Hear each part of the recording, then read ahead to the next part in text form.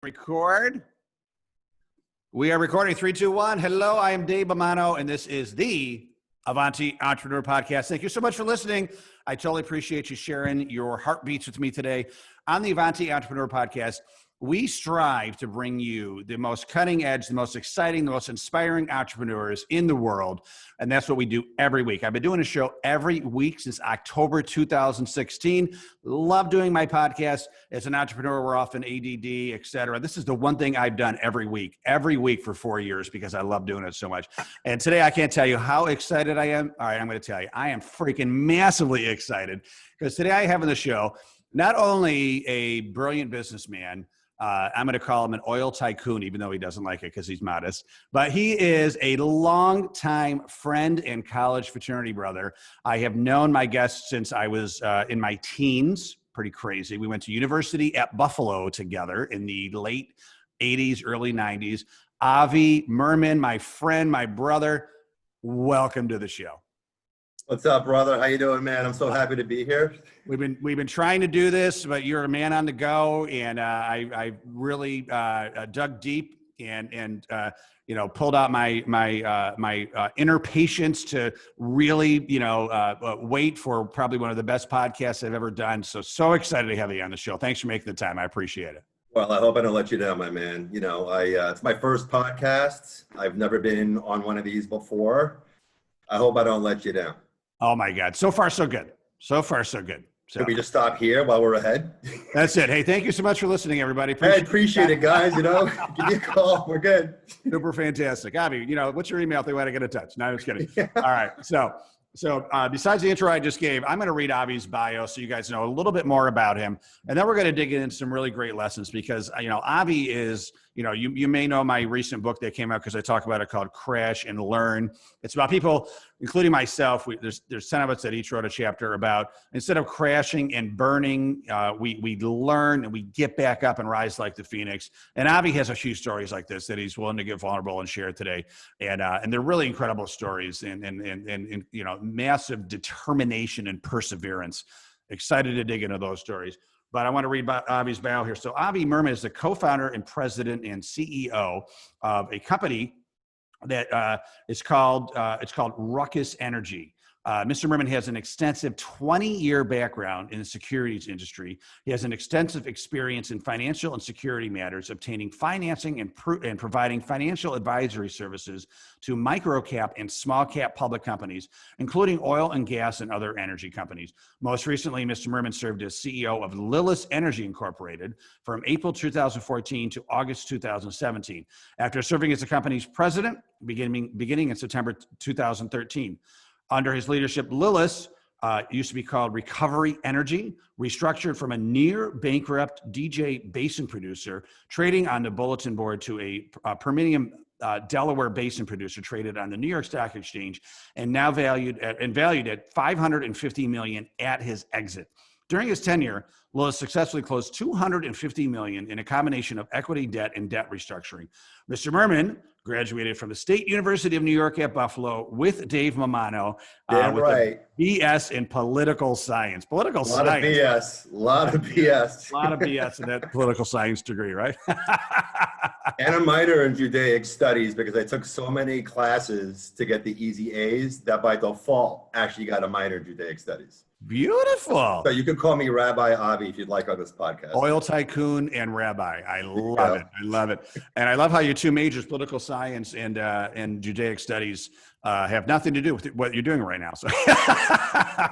Well, actually, I pray a lot for success, and sometimes it works. There you go. So we'll see. It's working very well. So, Avi, besides being a really great guy, a college friend, fraternity brother, you're just really successful. There's a few reasons why I want to have you on the show. And you have been, as we've been talking, you have been so willing to share and so vulnerable about the roller coaster of your life. And let's be frank, most people, if they're trying to succeed in life, they do have a roller coaster, right? But often people don't want to share behind the curtain, right? When the roller coaster went down, when things weren't going well, they just want to share the good stuff, right? I'm great, and here's why. But you know, you've been on top, you've been on bottom, you've been on top again, you've been on bottom, and then you get on top again. And I'm really excited and really grateful that you're willing to share this, because I think people look at you. You know, I've been to your house. You live in a beautiful house. You're CEO of an incredible oil company right now, one of the only oil companies, maybe the only oil company actually drilling and making money right now in the height of pandemic, where oil prices have plummeted and most of the oil companies are scrambling for survival. You're actually making money in drilling. We'll talk about how you found a way to do that. But you're willing to get vulnerable and share the ups and the downs, which I truly appreciate. And, I want to start like flat out when I met you, right? So we're talking, I believe, when you pledged fraternity, it was 1988, maybe 89. And you pledged our fraternity at University of Buffalo, Sammy, Sigma Alpha Mu, yay. And the best, of course. And so tell us, tell the Avanti family about your wonderful, seamless experience about pledging our fraternity. So I'm going to keep it G or PG rated, because in that instance is probably not so PG rated. It's a family show. It's a family show, you know. But that's good. That's good. So, first generation American. My parents were, from Israel and Russia.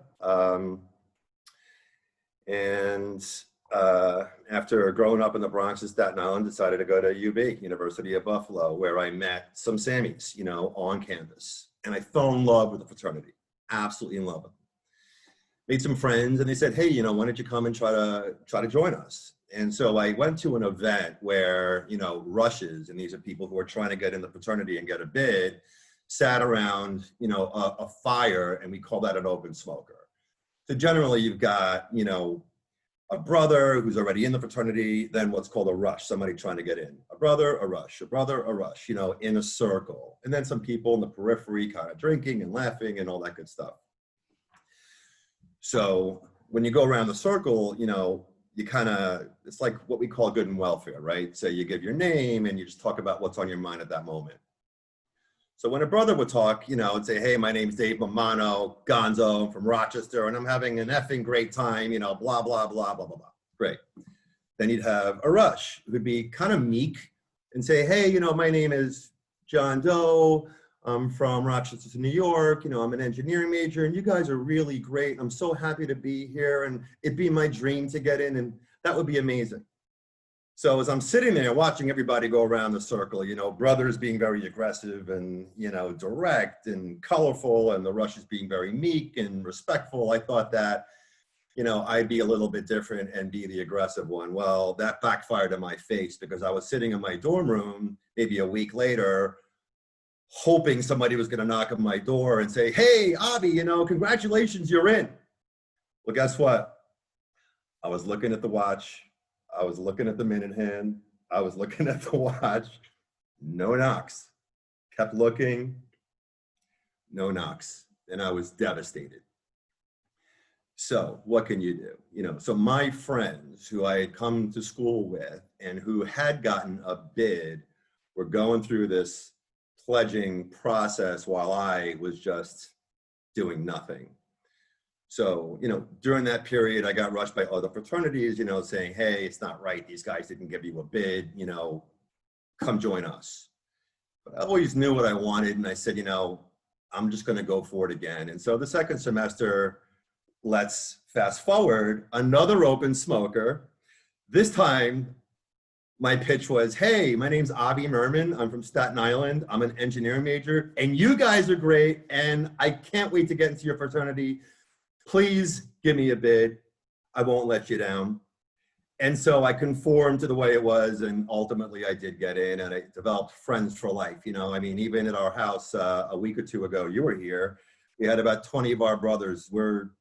I don't know of any fraternity out there whatsoever that is as close as we are, even 30 years later. It's the most amazing dynamic. I'm so happy and proud and privileged and just blessed to be a part of it. I love everybody in fraternity except for you. We can do without.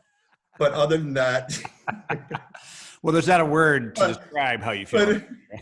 It's beyond love. It was so, so that was like my first bout with perseverance. It taught me an important lesson, don't give up and You like something and you love something, go for it. Go get it.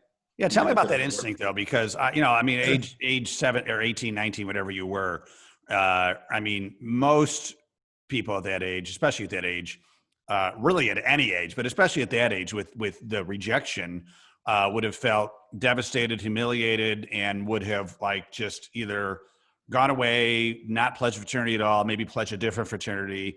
But you like dove right back into the storm. I mean, you put your shoulder right back into the storm and came back and won us over, right? I mean, is there something that just clicks in you? Is it an instinct when someone says like, no, Avi, and you say, no, yes, I'm going to make this happen. Tell me about that. What is that feeling? What is that instinct you have? Everybody's got something that triggers them into action. Some people may call it desperation. Some people may say, I was so humiliated, I'm going to prove this guy wrong. Some people may have positive inspirations, I want to be successful. For me, if somebody tells me, you can't do that, it sends me into a complete and utter and total tailspin. I get absolutely fucking crazy. Don't tell me what I can't do. Don't tell me what I'm not able to do. Like, it just, for me, it's just a trigger. There's some kind of, literally, Dave, a chemical reaction in my mind and my brain when somebody tells me I can't do something. I just get insane. I get obsessed. I get possessed. And I just don't stop. That's one example, and I think I've done that throughout my entire life, and I suspect we'll talk about a couple of them, but I just don't like being told, you're not going to get that done. You can't do this. So, and going back to that point, I was desperate. I was humiliated. I was totally embarrassed. Think about walking in campus while all these people you rush with actually have what you want, and you're sitting in the same, student unions or whatnot. It's terrible, but I just wanted it, and so ultimately I came back, and I think it's one of the best decisions of my life. Yeah. Yeah. Well, and you're right.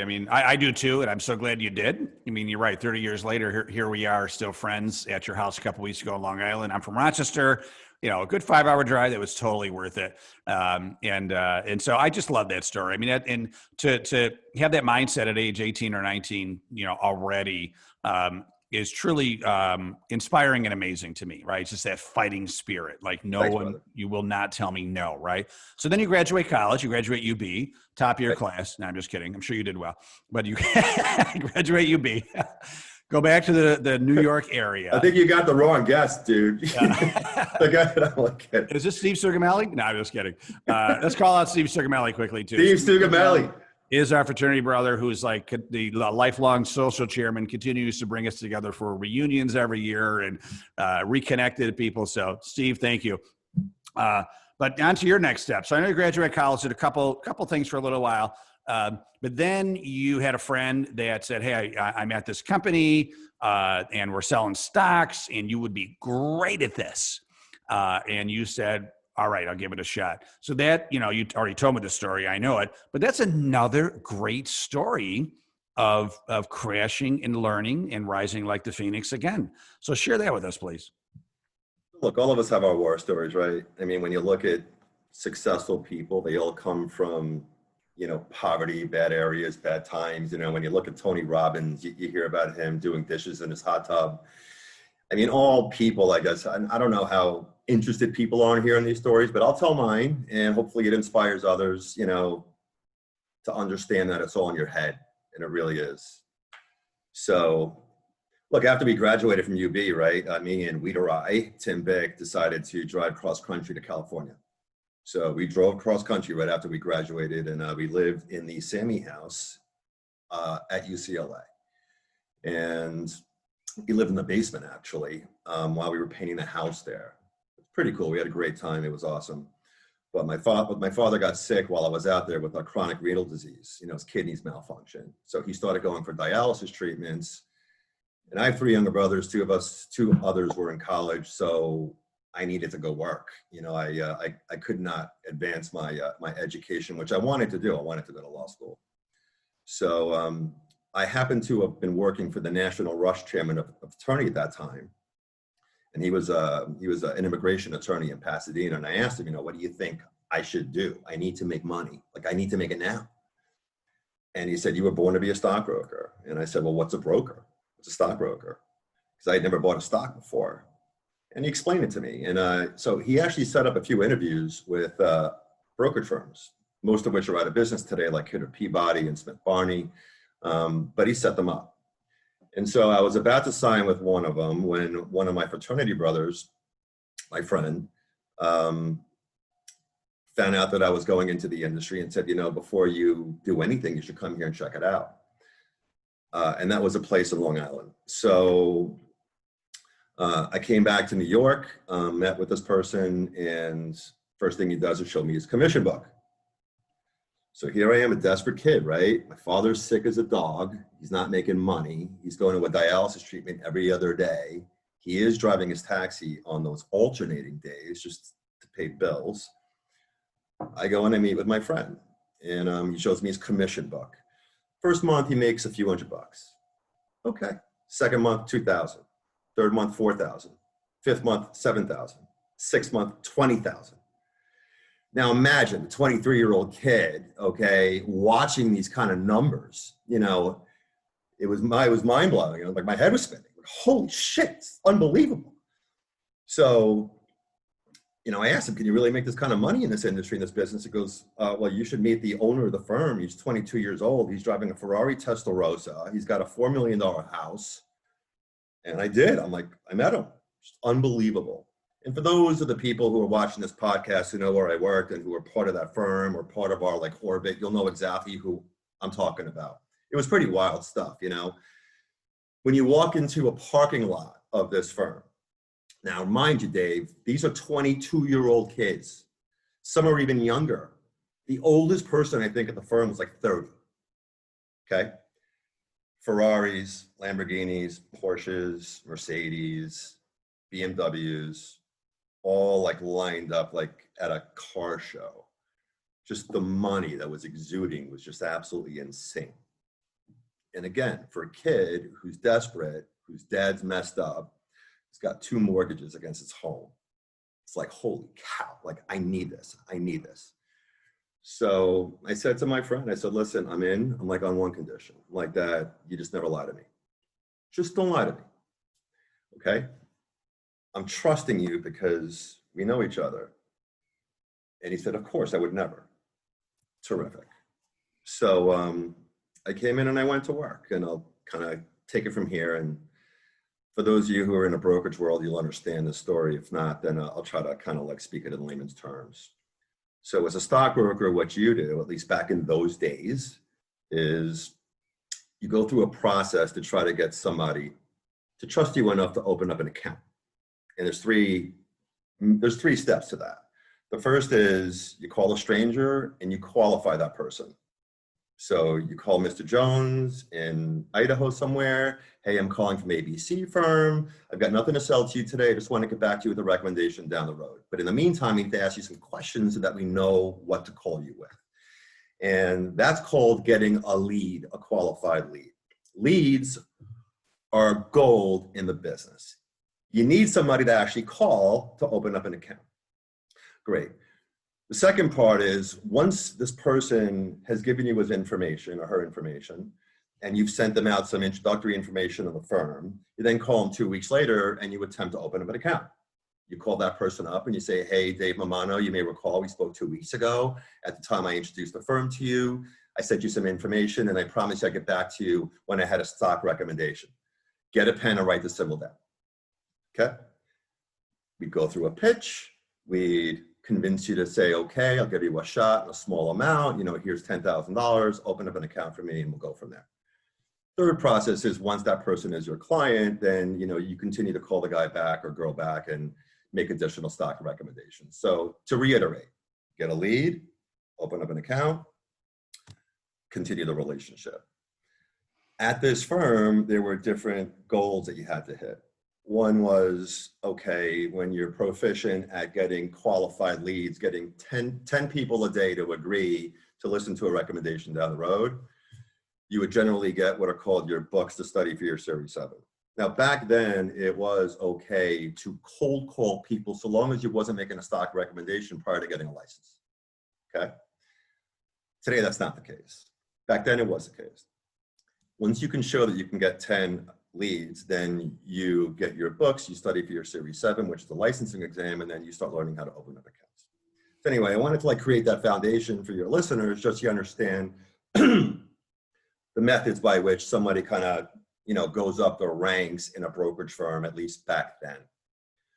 So going back to my friend, I said, never lie to me, and I'm in. It goes great. So the first thing you're going to do, Avi, is you're going to get 10 leads a day. Once you get 10 leads a day, I'm going to give you your bucks. Okay, great. So we call what are called Dun and Bradstreet leads, D&B leads, just people who are either CEOs of owners of companies that generate $1 million or more in sales a year. By definition, they should be okay financially. So I worked for 3 or 4 months, making $200 a week, and got my 10 leads a day. And he said, great, you're going to get your books now and I'll schedule for your test. So for me, it was like, awesome. You know, he's telling the truth. He came through. He did what he said he's going to do. I got my 10 leads and now I'm getting my bucks. Awesome. The next goal was, he said to me, I have an 89 on my Series 7. And that was that's the record for the firm. If you beat it, I'm going to give you a $200 bonus. Okay, great. So I took the test, and I got a 92. I beat it, and he gave me my $200. And I was like, oh, this is awesome, you know? And I felt like I was on a road and I'm getting there. This is amazing. So the next thing you're going to do is you're going to cold call from, you know, when you get in the office, call at 7 or 8 o'clock in the morning until 5 at night, until our afternoon meeting. From that point, we're going to practice on your pitch on how to actually open up accounts. That pitch is different than the pitch you use to qualify people for leads. So I said, great. He goes, and when you're good enough at your pitch, I'll be saving all these leads in the meantime. Then I'm going to say, go ahead and try to open up accounts and I'll give you these leads. And once you open up 20 accounts, then you're on your own. You're your own broker. You don't work for me anymore. I need 20 accounts from you. You follow so far, Dave? I got you.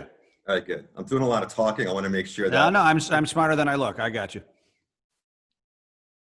You are smart, and you're definitely smarter than you look. No, yes, thank you. I look like Screech 30 years later. So yes, not hard to do. You're one of the smartest people I know. Oh, you're sweet. So I was just so happy, Dave, you know, and he was keeping his promises to me. I was just on a cloud and I was in a race against time. I wanted to help my dad out. I was living with my girlfriend at the time, who later became my wife, in her basement throughout this period, which sucked. But I knew that ultimately I'd get to the finish line and I'd be okay. So we practiced from 5 until, you know, we leave every day. I practice my pitch. I call everybody in my life and practice on them during the weekends and, you know, late nights. I call my friend Dave and say, hey, Dave, I want to convince you to buy McDonald's stock today. Do you mind if I practice? And can you throw every objection you could think of at me? You know, I need to talk to my wife. I want to talk to my other broker. I don't have the liquidity. I need to think about it. You know, I need to consult with my astrologer. Whatever the excuse was, I needed you to throw it at me so that I can hit those objections with rebuttals and get back to trying to close an account. So I'm working at this. I'm getting leads in the meantime, and I'm ready to go. And my friend says to me, look, you're definitely ready, but I kind of need a favor from you. Like, uh-oh, what's the favor? Like, I've been struggling, you know, I haven't been able to open up any accounts. My business is struggling. Do you mind if I just take these leads and pitch them? You know, I'm proven, I've done this before, you're not proven. I would really appreciate that. It'd be a favor to me. Okay. Sure. I mean, we're friends, right? But don't worry, you know, what's going to happen now is instead of learning how to open accounts between 5 and, you know, when you go home,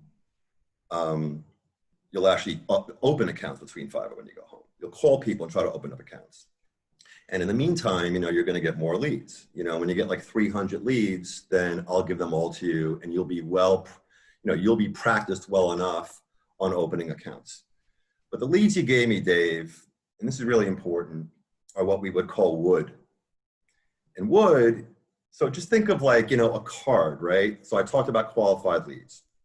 You have the name of a person on the front, their phone number, their address, revenues for the year, type of business, name of business, all that stuff. And then, on the other portion of the front, you'd have the qualifying information, trades in the market 3 times a week, has, accounts at Smith Barney, Kidder, Peabody, Lehman, puts 100,000 per idea, likes healthcare stocks, all that stuff, right? That's the qualifying information. But on the back, which is the key to all this, you have notes from brokers who've attempted to call this person and open up an account. So it would say like July 1, 1994, called at 9:30 a.m., Eli Lilly, E-L-Y, at $13 a share, said needs to look at his current accounts and see what he could shake loose. Fine. Then you'd see like another line, in different pen colors, from a different person saying, tried to call and open up a McDonald's at 56, said, not liquid. And so on and so forth. So you have like 5 or 6 different brokers who've attempted to call the guy. Now think about this. Imagine you were at home and the same firm called you 5 or 6 times. What's your reaction when they call you time 6 or 7? I'm going to say click. You're not even saying it. You're just clicking. Exactly. Hey, this is John Doe from ABC. Click. Yep. Hey, you may recall we spoke. Click. Right. You know how hard that is? Right. But, This is the bottom of the barrel leads. It's just hard, and if anybody has seen like the movie Glenn Ross, like that shit's real. Yeah. Like if you're going to somebody who's been pitched 5 or 6 times, like you're not going to open that person. It's just hard. Right. So fresh leads are the key to the business. So anyway, he says, hey, you'll pitch now from 5 until close, and before that you'll get leads, and then when you get 300 leads, then I'll give them to you and you'll be good. Okay. So I try to open up accounts. I think I opened up 1 account in like 3 months. Just horrible. But I knew in the back of my head it didn't matter because I had these fresh leads coming. So I build 300 fresh leads. I go back to this person and say, hey, I'm ready to go. And my friend who told me I could trust him, and my friend who I'd known since I'm in my teens, and the guy who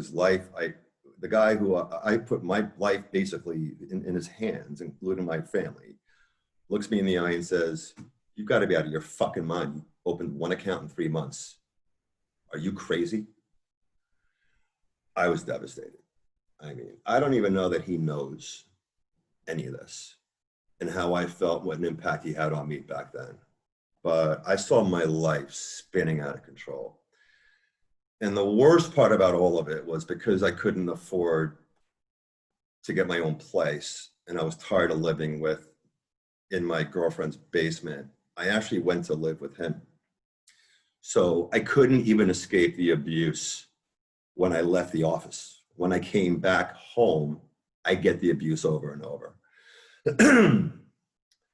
So anyway, listen, thinking about all this really pisses me off. So fast forward. So he says, okay, well, now you're going to call from 7 o'clock in the morning till noon, have lunch, and then 1 o'clock on, you'll open accounts. Okay. So I worked for another couple of months. I get 1 or 2 more accounts. And then I have a severe attack of pancreatitis. I had acute pancreatitis where the pain is just absolutely miserable. And the doctor suggested that I get my gallbladder surgically removed. So I leave the firm and I get my surgery and I'm out of commission for 2 months. I have my gallbladder taken out. So I think at this point, I had been working at this place for like 8 or 9 months. At that rate, in 1993, I was making 200 a week, so call it 12,000 a year. In New York. And I was in New York. Sucked, and which is like $1,000 a year at other places. much. Well, that was 200 a week, 12,000 a year. And that was the case. I was making 200 a week until I think September or October of 14 or something like that. So a year of making 200 bucks a week. So I go to the hospital and I come back. And the first day I'm there at 9 in the morning, the owner I told you about, this 22, 23-year-old kid. And imagine, a room filled with 300 people, all white shirts and ties, all standing up, all doing their thing. Calls me on the microphone, Avi Mirman. And that meant coming to his office, right? So I come into his office and he sits me down, and I'll never forget it. I'm looking at pictures of his Ferrari. I'm looking at a fish tank, probably like a 100-gallon fish tank. That was gorgeous. Looking at, a $60,000 Rolex, just, beautiful $3,000 Brioni suit. I mean, I remember it like it was yesterday. And he sits me down. He goes, listen, I hope you're feeling better, but, maybe this isn't the right place for you. Trigger.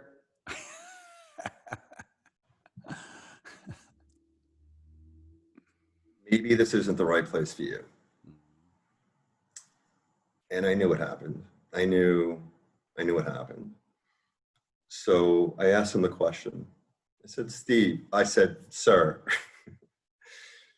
you're managing hundreds of people. There's no way that you're monitoring each individual and what they're doing. Somebody probably came to you and told me that I'm not worth keeping here. Was it this person? And he didn't answer the question. Now, I can't confirm that this person went to him and stepped on my face and my throat while I was down in a hospital so that that person can keep all the leads I had generated up until I went and got my surgery. But I'm pretty sure that was the case. And I just started crying. So I'm 23 years old. I'm just struggling. I have everybody in my orbit telling me, you're such a smart kid. Why are you working for 200 bucks a week? Are you stupid? Your father needs help. Go get a job making $40,000 or $50,000 a year. To all of whom I basically said, you don't know about this place. You don't know what the potential is. I believe in myself. I can get there. Just have patience. I felt like all those people were right. But then I'm like, no, they weren't right. So I'm crying in front of this guy, and I said, listen, I want to make you a deal. I want to work for you for free. You don't have to pay me $1, but I want to work for you. Because he was also a broker. He was the largest broker at the firm, but he was the owner of the firm. And I said to him, if I can't open up 20 accounts over the next 3 months, fire me and you'll never hear from me again. Like, please give me that chance. Please give me the chance. I want to prove to you that what you've heard is wrong. And I'm getting goosebumps. I remember this like it was yesterday. And he said, well, okay. So I said, listen, I need leads. My broker, the guy I was working for, isn't going to give me his. He's like, no problem. So he takes a stack of leads, like three stacks, or like, probably a couple hundred in a rubber band, like 3 of them. And he says, here you go. Now, Dave, do you think these were fresh leads? No. Do you think they were wood? Leads that have been called 5 or 6 times? Yeah. Lots of wood. Lots of wood. But I knew Avi Mirman was born that fucking day because I had so much hatred in my blood, so much I had to prove. I'm like, listen, this is a different Avi. Instead of looking at these leads as, holy shit, I'm never going to be able to open it, I just looked at it differently. And I said, okay, all these guys are pitchers, all these people, but I haven't been up to bat at them yet. I haven't taken the swing yet. And Dave, like something came over me. I was possessed either by demons or by God or whoever. But when I get on the phone with the guy, it was just different. I had like the high pro glow in my voice. Like I was at an absolute mission. And, you know, instead of calling the guy and saying, hey, my name's Avi Mirman from ABC Corp, it was just different. I'm like, Mr. Jones? Like, hey, it's not like I would just hook him right away on the phone call and say, please, if I don't make sense over the next 60 seconds, hang up. You'll never hear from me again. Put your checkbook away. I have to tell you a story. I have to tell you what's going on. Again, if it doesn't make any sense, I promise you, you'll never hear from me again. Okay, what do you got? And it was just different, Dave. It was just different. You know, it was like all the things that were like boiling up in me for like months. It just was different. And the end of the story is I opened up 16 accounts over the next 3 weeks with that wood. 3 weeks. 3 fucking weeks. Wow. And the owner of the firm then says to me, holy shit. Wow. I didn't think you were going to stick around. I didn't think you were going to open up the accounts. And by the way, back then, you know, when you opened up an account, you would go up on a board and put your name up. So if you opened up one account, Mirman. Now think about this. For months, I was trying to open up accounts and everybody else's name's up there. Mine's not there. Sucks. It's like depressing. It's humiliating. It's like, oh, you know, well, I'll get up there eventually. Yeah. But this was different, you know, so I remember constantly walking past the desk of this person who fucked me to get to the whiteboard and write my name in. Mm-hmm. And then 3 hours later, put a dash and a 2 next to it. And then 3 hours later, put a dash and a 3 next to it. Mm-hmm. And it was just for me, like such a liberating, incredible, just, I taught myself a very valuable lesson, you know, in that period. It's all in your head. It's all in the way you approach the mission. Simple. You know, 2 people could look at a task the same way. One says, holy shit, this is going to be tough. The other guy goes, all right, I'm figuring this out. I'm not going to stop till I get it done. Yeah. It's in your head. It's all in your head. And I taught myself that lesson. The end of the story there, by the way, was, you know, the owner of the firm was so enamored with what I'd been able to do that we became what are called joint partners. Wow. And he said, look, I just want to give you my entire business at this point. This is after I'd proven myself some more. Mm-hmm. He gave me his entire book. And at one point we had 4 other people who we had joint books with too. You know, we had, I think, 8 people who were opening up accounts. We had 17 cold callers. And I think I became the biggest broker at the firm. You know, I managed 80 million bucks in microcap, small cap money, which back then was a tremendous amount of money. And my income, you know, for the few years there just kept rising. You know, my first year I made 12,000. My second year, which was 94, I think I grossed 280 from September until December. The next year was $1.3 million. The next year was $4.8 million. Final year was $14 million through August. And I left. Now, I'm not saying this to brag. I'm saying it because this is somebody who was inspired by being screwed, you know, and that it's all in your head. Like, I cannot impress upon you enough how it's just all in your head.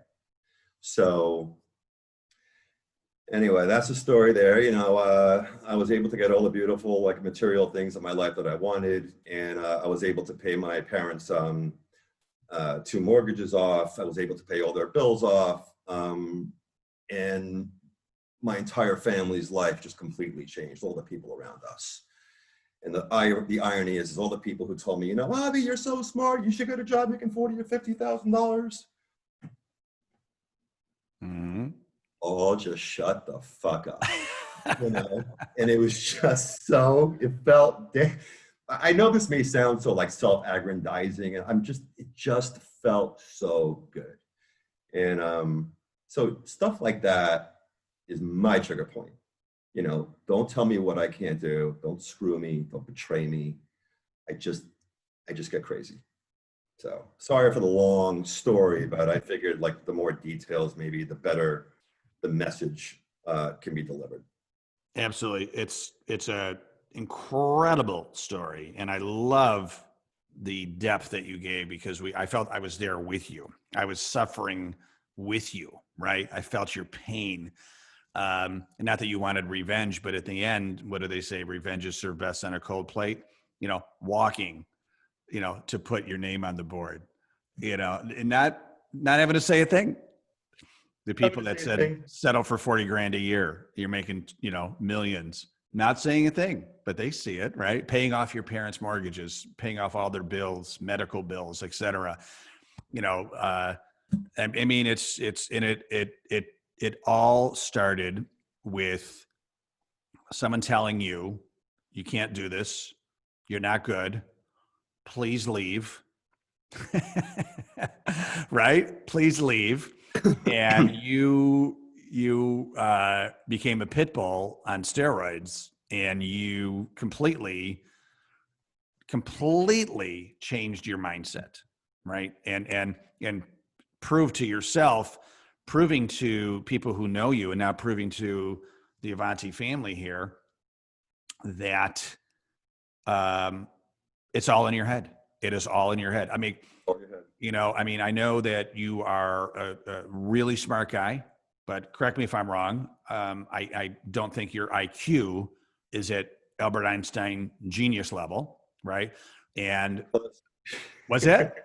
Not even close. Not even close. Not even close. Not even close. But the only reason I bring that up is to say, like, you don't have to be a genius to make this work, right? Yeah. I'll give you some examples. I trained a lot of people too back in those days on how to become a good broker, right? I was building a business, and in the business you've got, just like this person had me as a cold caller and later as an account opener, every broker had those, right? You had people that you can afford to pay and build a business. So I was training a lot of people, and it's incredible, Dave. I had I had a few $1 million producers. Now, if you ask me what the defining piece was between a $1 million producer and a non-$1 million producer, the $1 million producer just had heart. I mean, there were some people who were super smart, graduated from college with great degrees. They didn't have that it. But then there was a guy I remember from Queens, I think it was Jamaica, not a good place, had 3 kids, couldn't even speak good English, okay? I don't think he was from this country. And if you spoke to him, you'd be like, this isn't the smartest guy in the world. But I remember him like he was yesterday. He became a $1 million producer because he believed, and he had no choice but to be successful. Just pretty amazing, his name was Doyle. I'll leave his last name out of it.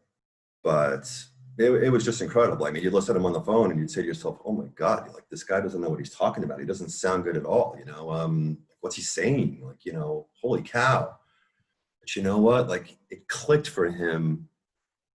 He just wanted it badly enough. He just needed it. And it's in your head, So I always found that it's the people who are like laser focused on the end zone, where they want to go, that are the ones who got there fastest. So anyway. Well, it goes back to having such a strong, Simon Sinek talks about, discovering your why. And it seems like you and Doyle and people that have succeeded know exactly why they want to succeed. Very clear goals of why they want to succeed. It's in their heart. It's in their mind. As you talk about, the end zone is clear, and they're super laser focused on the one thing that's going to get them there. And for you, it just was, correct me if I'm wrong, but I think at the beginning, your why was, I want to prove you wrong. Like, I know that I can do this, and I will work for free to show you. 100%. I want to prove you wrong. I came this far. Everybody's telling me, go get your $40,000 a year job. But there was also some revenge to it. I'm not going to lie. I just wanted to become better. I was going to say there will be a day, and it'll be here soon, where I outperform you. Yeah. Despite the fact that you tried to screw me.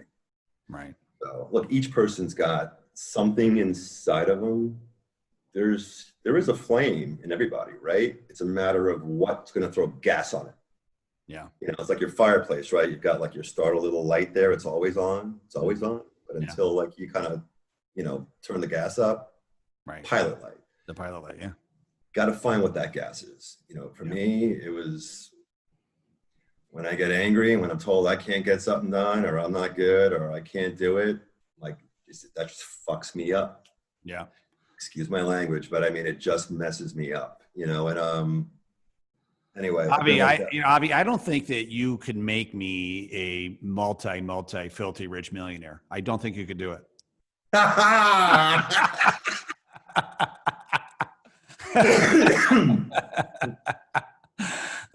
Just throw that out. I love you, brother. You're the best, man.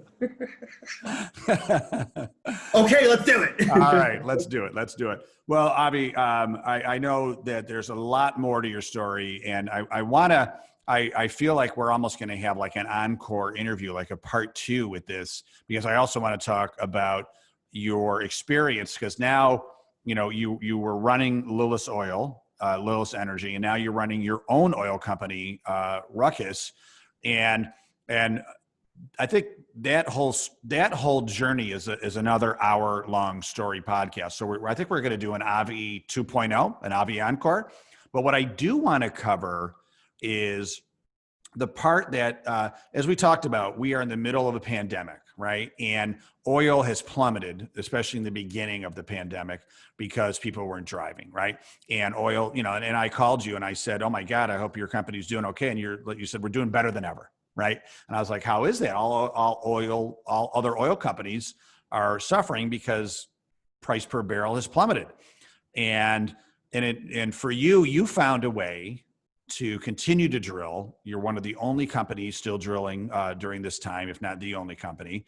And you continue to thrive, not only survive, but thrive. Right.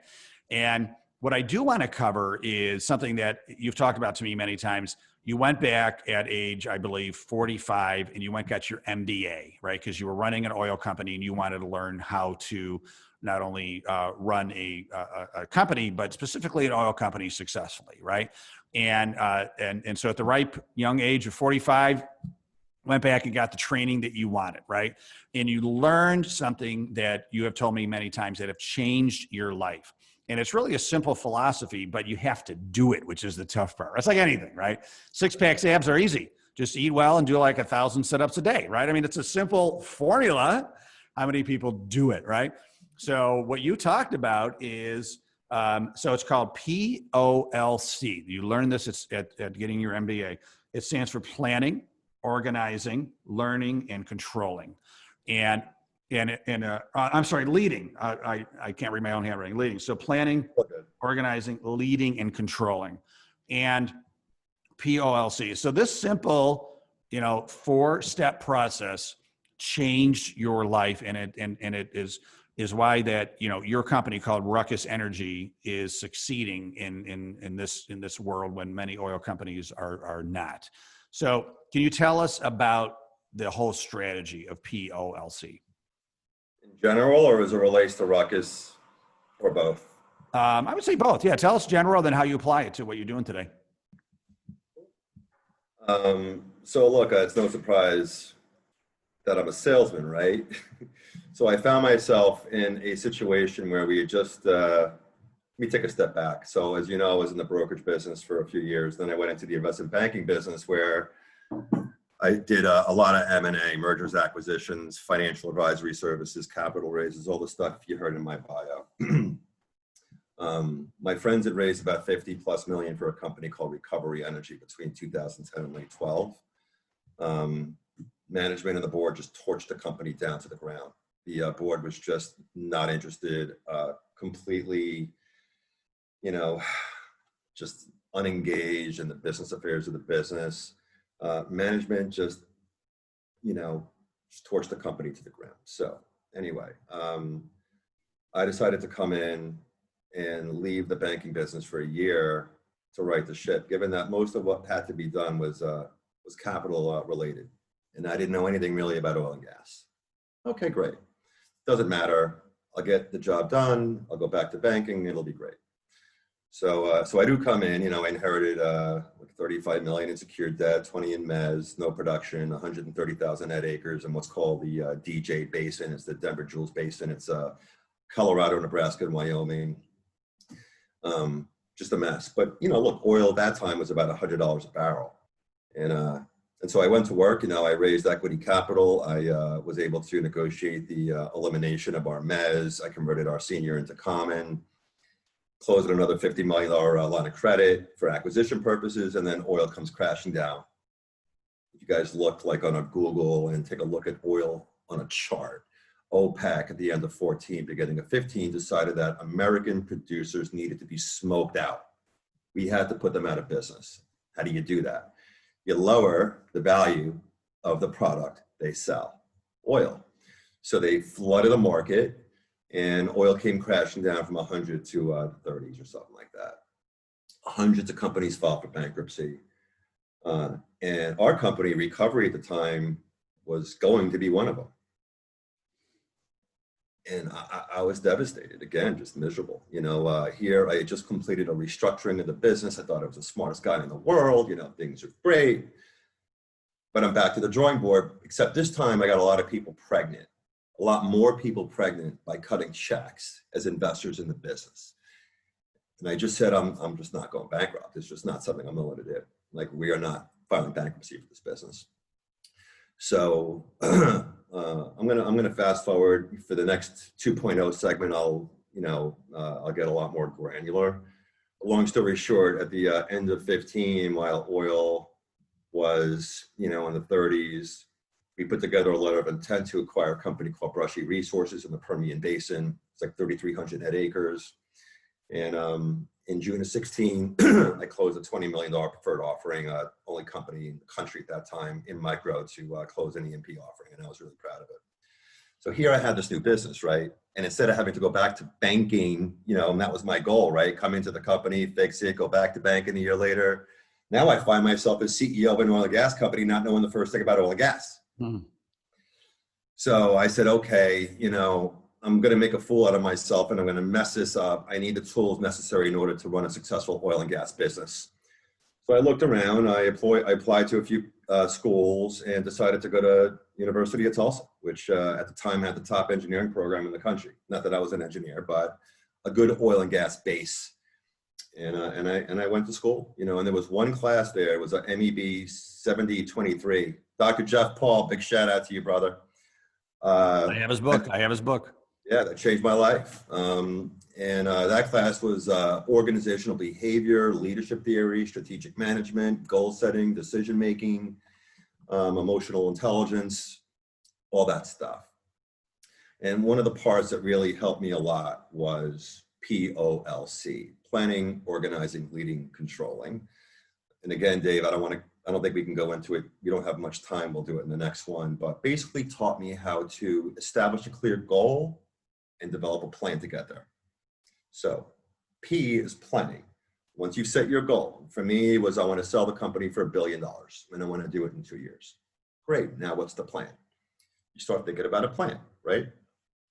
O is organizing. In order to develop that plan, you've got to evaluate all your resources inside the business, which could be people, it could be capital, it could be all kinds of different like well design and other kind of existing plans you have already. Outside resources could be consultants. It could be, you know, investment banks. It could be whoever. So you have to evaluate like what cards you have on the table, what pieces to the puzzle you already have, and go into the L phase, which is leading. So once you have your goal set, which is clear, I wanted to sell our business for $1 billion. Then come up with a plan. For me, I took a look at every A&D transaction, acquisition and a divestiture transaction, or M&A transaction, merger and acquisition transaction in the oil patch. Took a look at exactly how those companies were valued. Was it a multiple of sales, a multiple of EBITDA? Was it a multiple of production? Was it a discount to reserve value? Whatever. I wanted to see what the comps were, and then we developed a plan that would emulate how these other companies got sold. A clear plan towards our goal of $1 billion. Then I say, okay, I know what the plan is. What do I have in my possession already in terms of resources to get there? People, capital, etc. Great. The L part is leading, okay? Got the goal, got the plan, got the pieces. Now it's time to put it into motion. Action and action and action.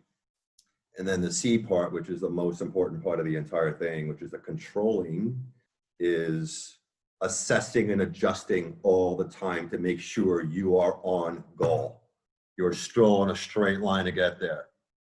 Think about this, a pitcher who may have been a Cy Young award-winning pitcher, for 2 or 3 years, all of a sudden the next year is going 2-16 and, ERA of 7. Although he's been fantastic. Something mechanically may have been different, okay?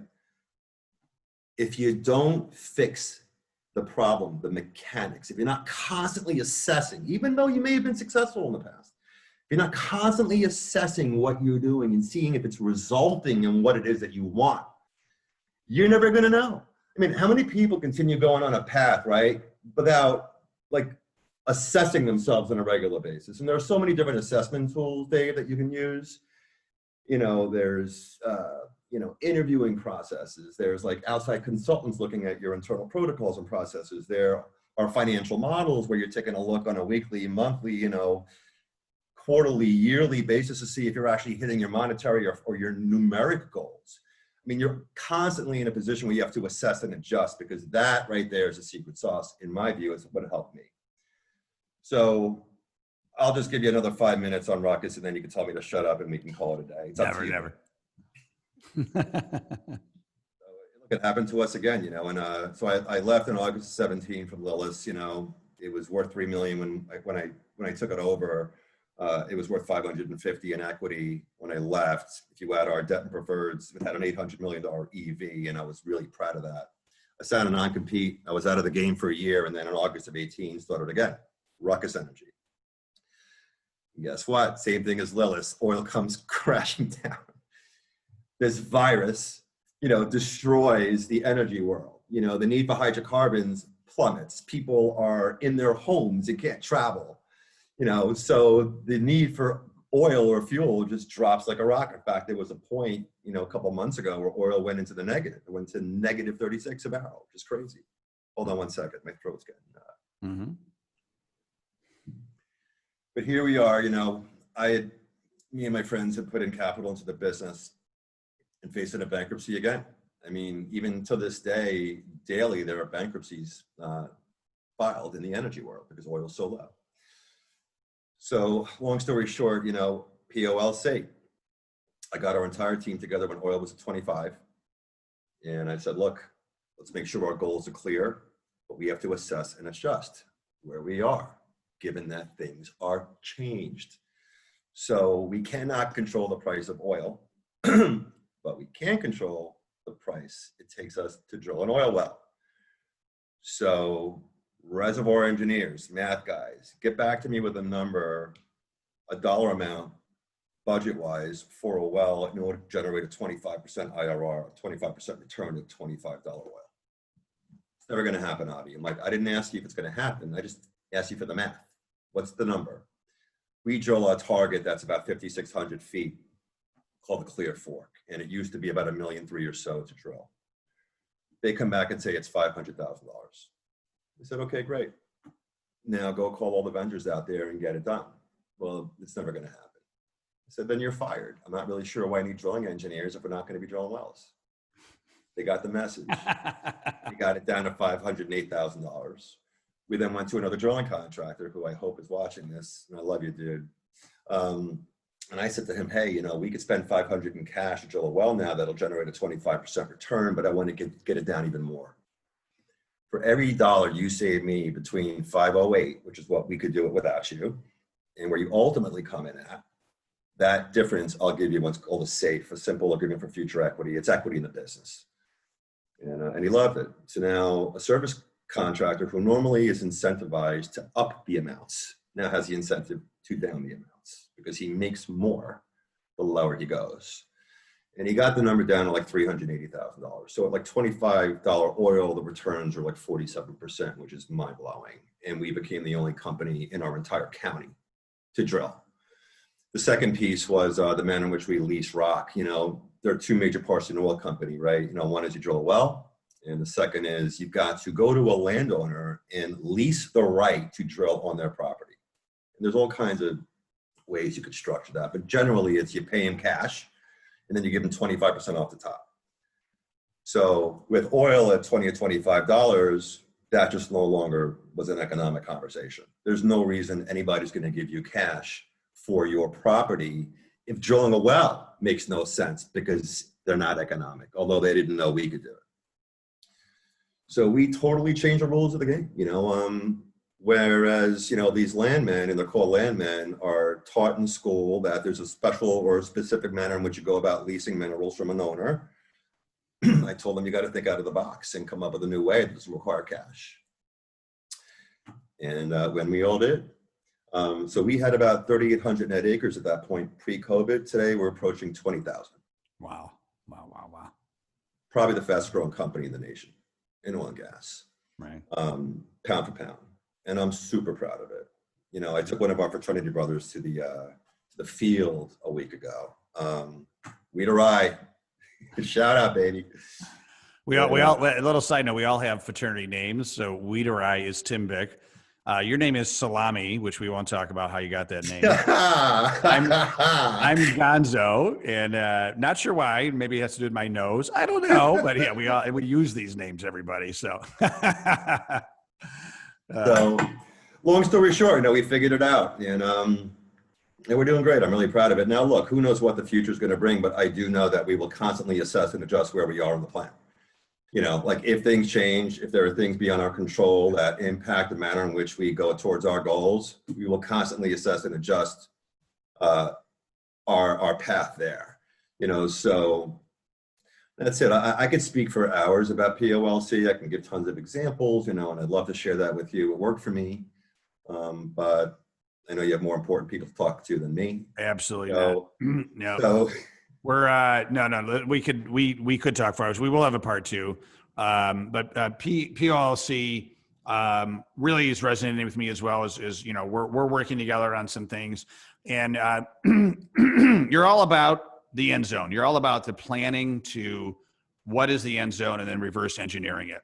You tell a story. You can have the best football player in the world, but if he doesn't know which way to run, if he doesn't know where the end zone is, he's not gonna do much good in the football arena. Much like a business owner, we start a business, and many entrepreneurs are very nebulous. I want to be the best. I want to make a profit. I want to, what does that mean? Like specifically, what is the end zone? Like, do you want to sell the company, or what is your profit? Like, what goal are we running to? A very clear goal, and you talk about like 90% of it is in that first phase of planning, right? Yeah. And tell, I love the story you tell. Tell the Avanti family about the story of the lumberjack that's got to cut down the tree. Again, it's all about planning, and if you look at the POLC system, there's a pyramid, right? So at the top of the pyramid is your CEO, and then you've got your managers, and you've got your field staff or whatnot, and it just gets bigger and bigger towards the bottom, right? The wider it is, the more of your time is actually devoted to action. So if you're the CEO, very little of your time is devoted to action. Most of it is an inverted pyramid where it's planning. So the lumberjack story is simple. One day somebody approaches a lumberjack and said, hey, here's a tree, it's 100 feet wide, and here's an axe. How do you go about chopping it down? And he said, 90% of my time will be devoted to sharpening my axe, and then only 10% will be devoted to chopping the tree. So just think about it. If you have a plan, if you have a clear manner in which to go forward, if you have a recipe for a prize-winning cake, you know exactly what the ingredients are, you know how much of each ingredient is required, you know how long to bake it.